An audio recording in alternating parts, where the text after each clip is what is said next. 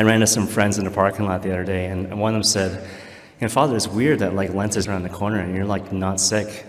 She wasn't trying to make fun of me. She was just stating a fact. Every year when it comes to Lent, I'm sick. Like last year I was sick for all of Lent. One year I missed Ash Wednesday. It might have been 2 years even. And I always find actually when it comes to Lent, I gotta remind myself how it goes. So I always forget about the school masses. And so we have 3 elementary schools and 1 high school. Originally, it was going to be 6 masses in one day. And then one school said, well, you know what, Father, it might be tough logistically for us to do mass in our school community, so how about we take care of that, and you just take care of the other masses? And I was like, oh, really? Only if you're sure. So instead of 6 masses, it's like 5 masses. So obviously, I've been fasting all day, but also drinking tons of the precious blood, so it's really good to see you.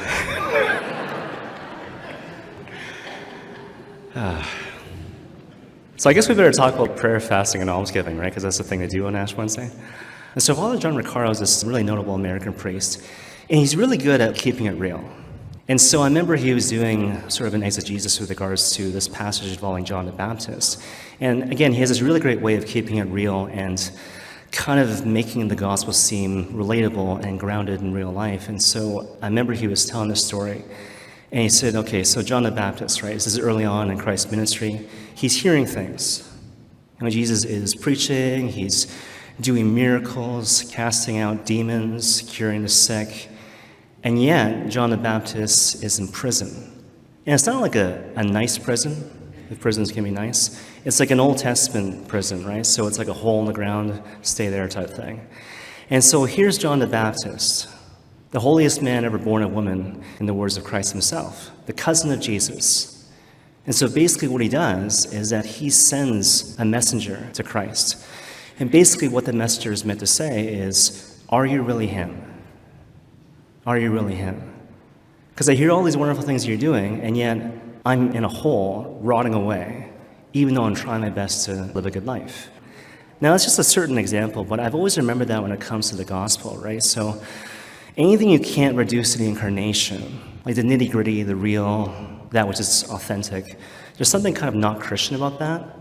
So that's always a challenge when it comes to the gospel, to not be intimidated, but to bring yourself to it, to make it relatable, to make it real.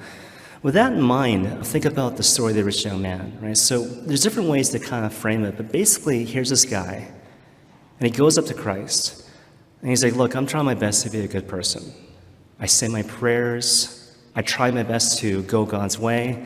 I'm trying to do good stuff. I'm not trying to do evil and nefarious stuff. And yet, I don't know. I feel like something's missing. And the Lord, just to kind of paraphrase what he says, is like, look, the thing that you're missing is that we are not friends. I want to be friends. I want us to be super close. But at the same time, you're not doing certain things upon which friendship is based. You're not giving me time. You're not giving me attention. You don't know me in the way that I long for you to know me. We're not friends, and that's the reason why you're feeling restless. That's the reason why you're feeling sad. It really touches upon something really important, right? There's a way to live the Christian life. There's a way to engage in the Christian thing, to even say prayers in such a way where I do these things at arm's length. And Christ is just beyond the scope of my life. We're not really in relationship. We're not really friends. And that's a good way to kind of frame this first thing about prayer. As you know, there's a way to say prayers where you're not really in relationship with God. You are, because you're technically saying the prayer, right? But you know what I mean. Am I mindful of what I'm saying, the person I'm praying to? Am I mindful of the relationship? Is my goal a deepening of the friendship with Christ that I deeply desire in my heart? So what I often say to people with regards to prayer, you're not always going to feel like sharp, right? I'm feeling tired, I'm worried, I'm afraid, my mind's a bag full of cats. And so like, gosh, how can I pray to the Lord with this particular mindset, with this particular disposition of heart? The Lord actually wants you. So given all that, what I often recommend to people is just focus on time spent. So something which is really common is just to kind of wake up, okay, the day's going to get crazy. I know that because I've lived my life for a long time. To set a certain amount of time each day for the Lord. Maybe it's 5 minutes. Maybe it's 10 minutes. Maybe it's a little bit longer. But here's this time that I give to the Lord when I first wake up. And whatever happens, happens. Whatever doesn't happen, doesn't happen. And I'm pleased by the fact that I trust that the Lord is pleased that I showed up. If it becomes this beautiful discourse in terms of imagination and the engagement of the intellect, so be it, right? But it doesn't have to be that. Simply by giving the Lord your time, He's pleased. Fasting is kind of interesting, right? So fasting is like no to this in favor of yes to that. There's a bunch of things you can say about fasting. There's many times in the gospel where the Lord is casting out demons, and a lot of times He delegates that exorcism function to His disciples. Sometimes it works, sometimes it doesn't. And a lot of times when it doesn't work, the disciples go to Christ. What happened? What did we do wrong? And He says, well, this type of demon can only be cast out through prayer and fasting. This type of demon, this type of wickedness, this type of deeply rooted evil can only be cast out through prayer and fasting, prayer and suffering, otherwise known as the cross. You think about how Jesus brought about salvation across the world. In a general sense, it's through obedience to the Father in heaven. But of course, the peak moment was obedience to the Father in terms of suffering and dying on the cross. It seems really passive, except that's the thing which brings about salvation. And so it goes with us. So I want to cast out evil, not just like out there in the world, but within myself. How do I do that? Through prayer and fasting. The other thing to consider with regards to fasting, it has sort of a practical consideration. There's always this tendency for all of us to turn in on ourselves. There's always this tendency for all of us to become selfish. It's a binary option. It's never static. Either we're advancing or we're not. And so fasting has this ability to kind of turn us around. I'm going the way of selfishness yet again, going the way of self-pity, going the way of self-indulgence. And so I do this thing, this act of self-denial, to kind of break the cycle. And that's why it doesn't have to be extraordinarily hard. A lot of times we think about fasting in terms of doing these extraordinarily painful things. It doesn't really have to be that. St. Therese of Lisieux, a lot of times what she would do, if she found herself going the way of selfishness, she would simply take her back off the chair. You know what I mean? So I'm sitting back on this chair. All of a sudden, I feel I'm going the way of self-indulgence. I just sit up. You find variations of that in the modern world. So no butter on toast. I take the stairs as opposed to the escalator. And what you realize, the common denominator, is not just like one thing. It's this spirit of self-denial, where I focus outwards as opposed to on myself. And you got to have that spirit, and it translates in terms of different courses of action throughout the course of the day, throughout the course of your life. It's really important. Another thing with regards to fasting, it's kind of interesting, right? It's to kind of flag certain things which lead you to a stance of self-indulgence and focusing on yourself too much. I always do this example with the kids. I was doing it all day with the schools today. And so the example was like, okay, imagine boys and girls. You're playing video games. I know, it's a stretch, right? So you're playing video games for hours on end. What's the last thing you want to have your parents say to you? And the kids were giving crazy answers. Actually, what was really funny, a lot of kids said, my parents tell me stop playing video games and pray and go to church. It's like, no, you're making that up. They never say that to you.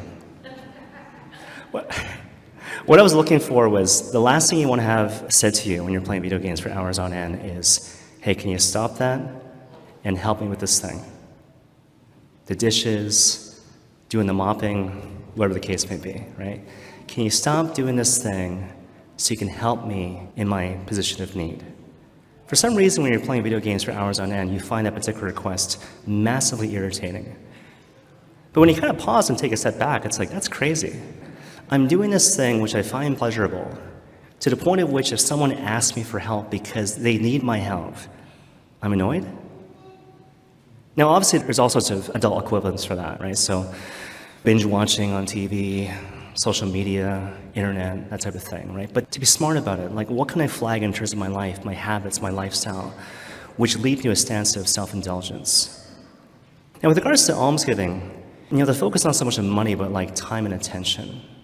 I was listening to a podcast recently, and this guy was like, it's kind of interesting that when you look at Jesus Christ, who was obviously the greatest leader of all time, the way that he built up the church was, I'm just going to go on a prolonged picnic with 12 guys. It's a bit of an exaggeration to make the point, but hopefully you see the point. When you're too general, you end up doing nothing. I'm going to do everything. You end up doing nothing. I'm going to love everyone. You end up loving nobody, right? So to recognize that Christianity is meant to be incarnational. What's my circle of influence? It's always a variation of the 5 loaves and the 2 fish. You never call it to feed the 5,000. What are the few things the Lord wants me to do carefully and well? And it especially applies when it comes to relationships. So rather than try to evangelize the world, to think of one person, 2 people. What's like one person or 2 people in your life that you can invest your time in as a friend? There's no point to it. I'm not trying to make you do something or think a certain thing or change in the way I want you to change. What's someone or a few people over the course of 40 days that the Lord's calling me to just be with, in a sense of just wasting time with my friend because I simply love my friends? Imagine if we all did that.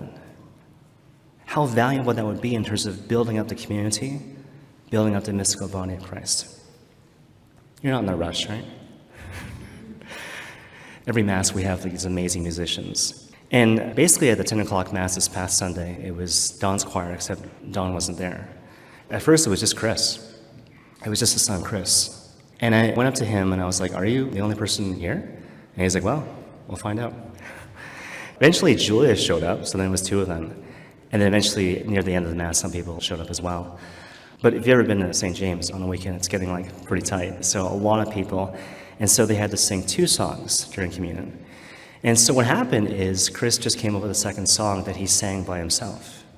He has a beautiful, amazing voice. And he sang this song. To this day, I don't know what the title is, right? But it reminded me of his mother. So many of you know Teresa Rain, a prominent member of the parish community. I looked it up today. She died in 2023. And I didn't know Teresa like super well, but we had a few encounters. And the thing I think about when I think about Teresa, she's just like so good. And just being in her presence, being with her family, just makes you better. And I'm listening to Chris sing this song, and I'm sitting there, and I gotta close off Mass, and I'm feeling kind of choked up. And so I'm like, "Oh, do I say this?" Yeah, sure.